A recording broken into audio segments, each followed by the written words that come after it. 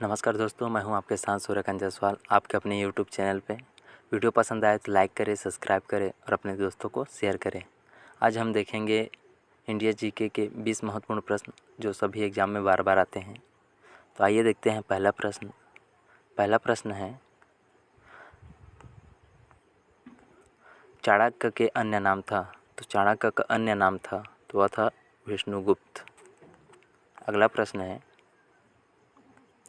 वह शासक कौन था जिसने राज सिंहासन पर बैठने के लिए अपने बड़े भाई सुशील की हत्या की थी। तो राज सिंहासन पर बैठने के लिए अपने बड़े भाई सुशील की हत्या अशोक ने की थी। अगला प्रश्न है, किसकी तुलना मैकियावेली के प्रिंस से की जाती है। तो मैकियावेली के प्रिंस से की जाती है कौटिल्य की अर्थशास्त्र की तुलना। अगला प्रश्न है, सम्राट अशोक की वह पत्नी कौन थी जिसने उसको प्रभावित किया था। सम्राट अशोक की वह पत्नी थी कारुवाकी।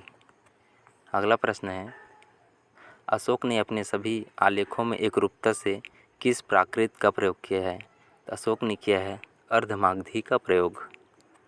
अगला प्रश्न है, बिंदुसार ने विद्रोहियों को कुचलने के लिए अशोक को कहाँ भेजा था।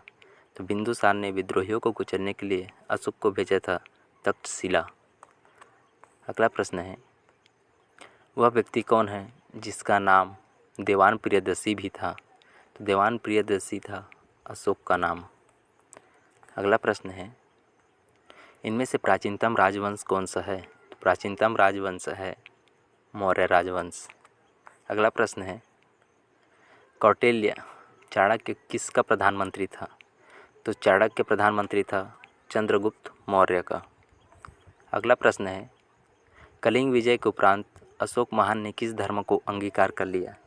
तो कलिंग विजय के उपरांत अशोक ने बौद्ध धर्म ग्रहण कर लिया।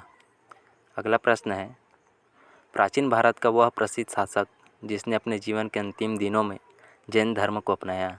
जैन धर्म को अपनाया था चंद्रगुप्त मौर्य ने। अगला प्रश्न है, मौर्य साम्राज्य की स्थापना किसने की। मौर्य साम्राज्य की स्थापना की चंद्रगुप्त मौर्य ने। अगला प्रश्न है, मौर्य साम्राज्य में प्रचलित मुद्रा का नाम क्या था। मौर्य साम्राज्य में प्रचलित मुद्रा का नाम था पर्ण। अगला प्रश्न है, इनमें से कौन मौर्य वंश का शासक नहीं था। तो मौर्य वंश का शासक नहीं था अजातशत्रु। अगला प्रश्न है, इनमें से अशोक का उत्तराधिकारी कौन था। तो अशोक का उत्तराधिकारी था कुणाल। अगला प्रश्न है, मुद्रा राक्षस के लेखक निम्न में से कौन है। तो मुद्रा राक्षस के लेखक है विशाखदत्त। अगला प्रश्न है, इनमें से किस शहर में अशोक के शिलालेख नहीं हैं। अशोक के शिलालेख नहीं हैं पाटलिपुत्र में। अगला प्रश्न है,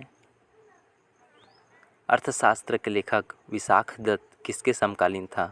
तो अर्थशास्त्र के लेखक विशाखदत्त समुद्रगुप्त के समकालीन था। अगला प्रश्न है, मौर्य काल में शिक्षा का सर्वाधिक प्रसिद्ध केंद्र था। तो मौर्य काल में शिक्षा का सर्वाधिक प्रसिद्ध केंद्र था तो तक्षशिला।